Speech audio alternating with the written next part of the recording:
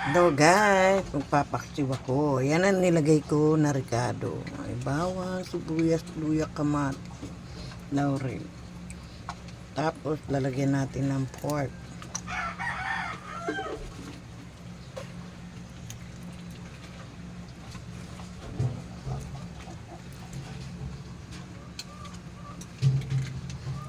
Yan. Pagkatapos ng pork, lagyan natin ng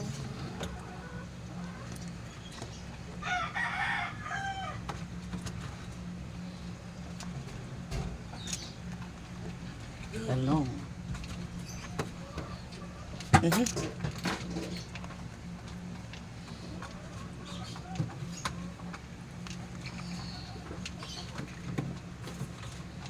Nahilig kasi ako sa talong pag may paksi.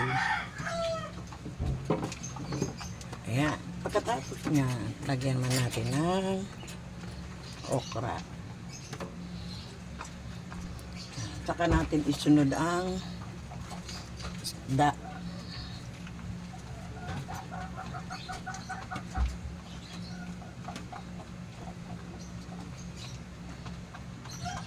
Ayan.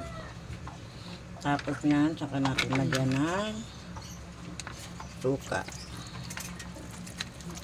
Ito na yung maliit na lalagyan. Tapos, lagyan natin ng tubig.